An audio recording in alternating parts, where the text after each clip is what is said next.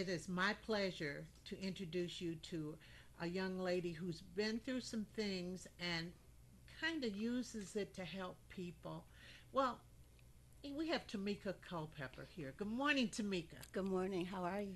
Oh, I'm just fine. I'm just fine. Just such a pretty voice. Just Thank you. Thank such a you. pretty voice. And you're a nurse, aren't you? Yes, ma'am. But you wrote me about something else. Why don't you tell the audience what you wrote me about? Sure. I wrote you in regards to a benevolence fund that I established in honor of my mom. My mom, Margaret Culpeper, passed from colon cancer in 2013. So, in her honor, I established the Margaret Culpeper Cancer Fund. It's a benevolence fund geared toward colon cancer patients.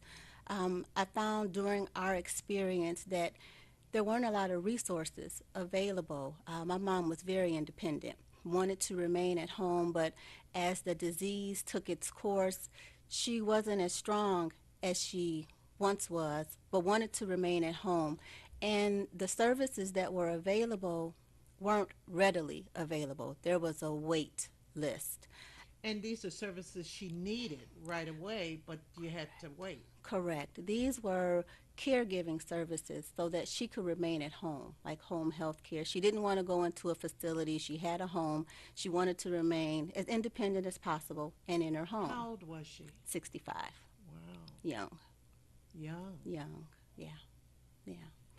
And so, So we had a lot of family and friends that were able to remain with her throughout the days and nights, but well, you were blessed with that in and of definitely. itself. We were definitely blessed with that, but it caused me to realize that there aren't a lot of people who have that support system. Right. And so, in honor of her, I established the Benevolence Fund, which I want people to know that there are resources available, and the struggles that I went through and my family went through in trying to find services, they don't have to go through that.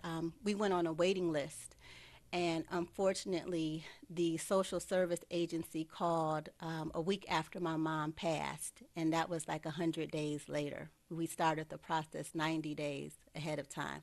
And then the agencies like the American Cancer Society, their funds are basically going towards research to find a cure, which I appreciate and understand, but it doesn't really help the patients and families that are actually going through a crisis right now. They don't have that time to wait.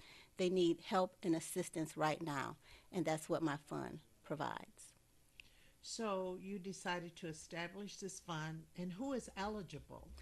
Anyone who has a diagnosis of colon cancer is eligible to receive services.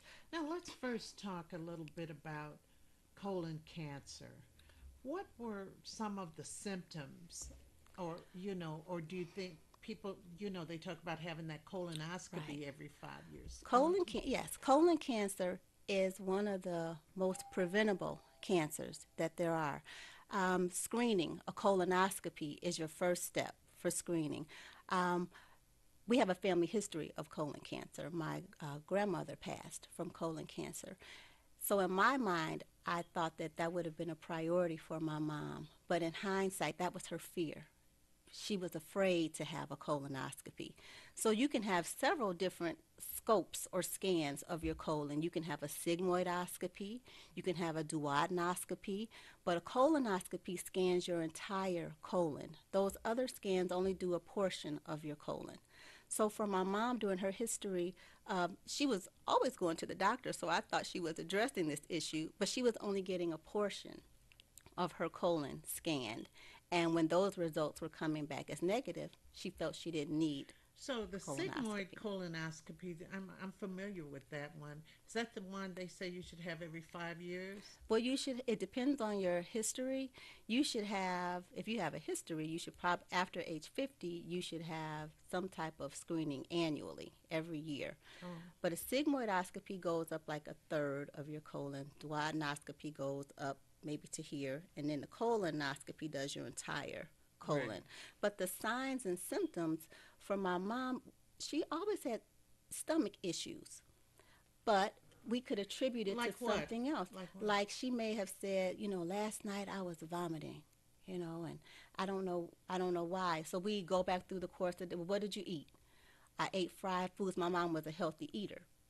So when she said she ate the fried foods, we're thinking, oh, the grease settled on your stomach. It didn't agree with your stomach. It passed. That's it. Or I ate some Chinese food. Oh, it was probably something like food poisoning, you know. So we would always attribute it to something else because the symptoms didn't last for long. You know, maybe a day or two of having little stomach issues, and then they would go away.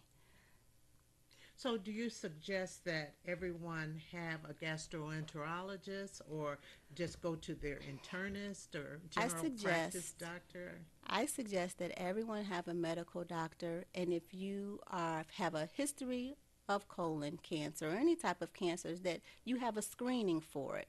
Colon cancer, when you have colonoscopies, if they find polyps, the polyps are what lead to the cancer. And they usually remove those, don't Correct. The they? polyps are benign, meaning they're non-cancerous, and they're usually removed through the colonoscopy, through the exam. That's how they find them, and they're removed. But if you're not having a colonoscopy, those polyps are growing, and they're turning from being benign to now growing and becoming malignant. You hear that, ladies and gentlemen? So please, please have a colonoscopy. You're asleep for the procedure. I don't know if people know that. You're not awake. Right, You don't feel right. anything. It takes less than an hour. I mean, it takes really no time. You close your eyes and You have a great sleep. a nice little sleep, but you come out of it so And you come quickly. out. I mean, Yes, after a ma'am. while, you come out of it. Exactly. And it's just preventative care is some of the best thing you could have. That's Exactly. important. I like what your previous guest said, that when you lose a loved one to something that's preventable, it's unacceptable. That's Right, unacceptable right, to lose absolutely, someone to something preventable. absolutely. So, how do people get in touch? The name of the fund is a website, www.margaretculpeppercancerfund.com. It's Margaret. Spell it for people. Sure, Margaret, Culpepper is Culpepper, cancerfund.com. So, people. So this fund will help them maybe eh, get some home care. Yes, ma'am. I have a contact form on there, so anyone that is interested in receiving services or knows someone that could benefit from receiving services, fill out the contact form with their name, contact information, and I'll get back in contact with them. The only requirement is that the patient receiving the service has to have colon cancer. Gee, I mean, That's it. that is just so. I mean, it kind of takes my breath away just thinking about that. And I just admire you because of the fact that you're doing this. You recognize the need that everybody didn't have the support your mother had, Right. but even this, but the system itself is so slow, Yes. and that's Yeah. The si- depressing. and I thought in starting this fund that there would be an overflow of people contacting me for assistance. No one's contacting me for assistance. So I appreciate you allowing me the chance to get the word out to your audience so that they can know that they don't have to beat their heads against the wall and, kind of suffer in silence and think that there's a long wait for assistance, that assistance is available now. So if say if a person doesn't have a computer, Hmm. is there another way to make contact? Because there are people who we always think because we're always on something that everyone We does. do. Unfortunately, that is the only way right now. So I would say someone that person knows that doesn't have a computer has a phone, a smartphone, or something like Yeah, you that. could do it on a Right. So smartphone just borrow your friend's phone, hook up or to the have them do website. it. Have them, do it when Exactly. you're sitting there. Exactly. So I mean, it's it's worth it. It is definitely worth it. I believe it's worth it. I And your believe it. mother never, but she passed at home. She was at home. Yes. Yep. She was at home. She was surrounded by her friends and family. It was peaceful. Oh, It was very peaceful. It was exactly what she wanted. She was adamant that she did not want to go anywhere but home. And we were able to make sure that that happened, along with my family. I had a lot of family and friend support to do that. I couldn't have done it by myself. Now, you were raised in Detroit. Yes, ma'am. Where'd you Yes. go to high school? I went to St. Martin de Porres. The Ah, old, well, none of the Catholic schools are there now. well, let me tell you, I graduated from St. Teresa's, which a lot of the kids from there went on to form Martin DePorres. When they closed Teresa's, they established and Visitation. They Right. established Martin DePorres. Yeah, we were on when we were on Joy Road in Linwood. Back then. Right. Oh wow, Right. wow, wow. Don't say it like that. No, Don't say I it. just say it like that because that wasn't that far from St. Teresa's. I No. mean, no, it wasn't that far. And there were so many Catholic schools in the area then, Then, right. but now Not so they're much few and now. far between. Not so And it's much. funny because Chokwe Lumumba, I see Ken Coleman over there, and I think about Chokwe Lumumba, who became the great civil rights lawyer. He actually graduated a year before I did from high school, and he just he became this activist, and he had been Right. this altar boy at school and everything, but then he went away to college, opened his mind, and just Mhm. helped people for years. And he was the first black mayor of Jackson, Mississippi, Okay. and he was in office 10 months and had a heart attack. He Right. passed away, but Right. last year. But there's some great people came out of these little schools Yes, there because are. they were Yes, there are. little schools. How many were in your graduating class? 87. There were 71 in my graduating Isn't that class. something? Yes, yes. Is that a call? Oh, good morning. Hello. Hello. Hi. Good morning. Yes, I have a question I want to ask. Okay. Now, if you want to get tested for that, you know, from what I hear, it's very costly, isn't it? If you want to get what? Tested for that. Uh, Tested for colon Uh cancer. huh. Yeah.